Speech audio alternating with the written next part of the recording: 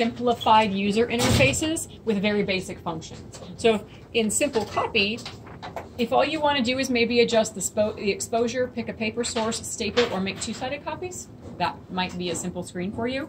You just cannot interrupt. You can't do any of the book copying features or 2-in-1, 4-in-1. Those are not available.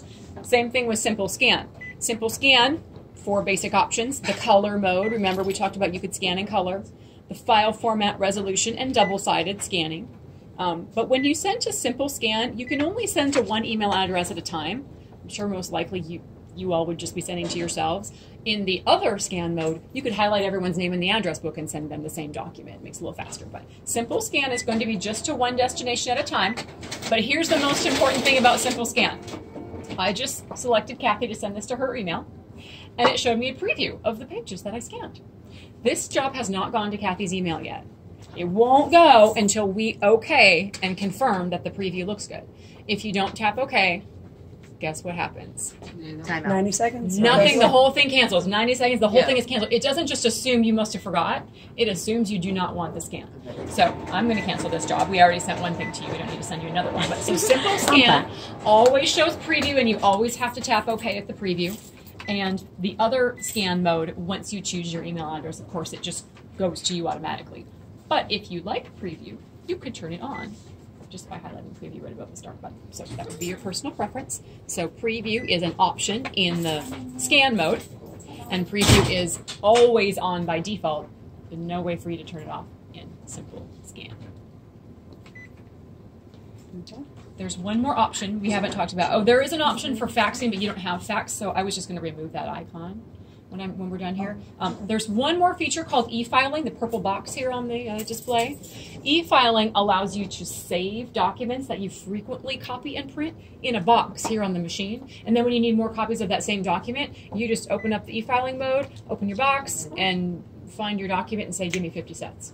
So typically in schools, sometimes teachers don't necessarily use that the same, more office staff. Yeah. But would anyone like me to go into more detail on the e-filing option? So there are 200 e-filing boxes, and this feature is on both of your machines, actually, e-filing. So each of your Toshiba devices has 200 e-filing boxes, and each box holds 100 documents. So everybody can have their own box. There's plenty of space for everyone.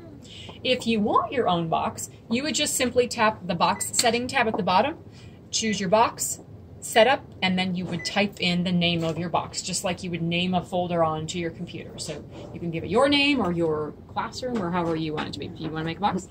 Let me type your name in there. Yeah. You have the option to password protect your box if you want. It's not required. You're not going to store anything confidential. If you're afraid somebody might accidentally delete your stuff, then you probably would want to add it. No password. No. If you want to share your stuff with other people, grade level would be nice, yeah. So once you have your box created, there's 2 ways to save something in your box. If you have the actual Toshiba driver on your computer, you do have the functionality to select send it to e-filing, and you can print it directly over into your box. And then it's just saved there, voila. If you do not have the actual Toshiba driver on your computer, then from the copy mode, you could scan in the hard copies. So I'm going to go copy, storage, store to e-filing. I'm going to pick which folder I want. So we'll say Kathy wants this in her box. I'm going to select OK. And then down here, I'm going to name it. So the machine named it something by default. When you send it from your computer, it's automatically named whatever your file name is. When you're scanning it here, of course, we're just going to name it test. So I'll say OK. I don't need to print a copy of this right now, so I'll say no, and then start scanning it in. In addition to saving the document, oh, I didn't have my paper in all the way. Okay. It will also save the settings. So if you want it to be stapled and two-sided or anything else, you could select all of those settings and then go into storage. Or from your computer, you can select all of the settings and then tell it to save it to an e-filing box. So now, when you need more copies of your document and you open your e-filing box, there is the name of your document. Print gives you 1 copy. Settings will allow you to enter more than 1. 25, start. Or if the whole thing changes and you don't even use that document anymore, just click on it and press delete. Then you can start over. Or if it changes, delete it and save a new one. The e-filing instructions are in the welcome packet that I sent to Brian. I mentioned earlier that he has that, so all of these instructions are there as well. The printing information from Max is slightly different, so I'm going to be sending out an updated welcome packet that has a few of the Mac instructions, so you'll have those. Any questions about e-filing or any other questions? So is it the e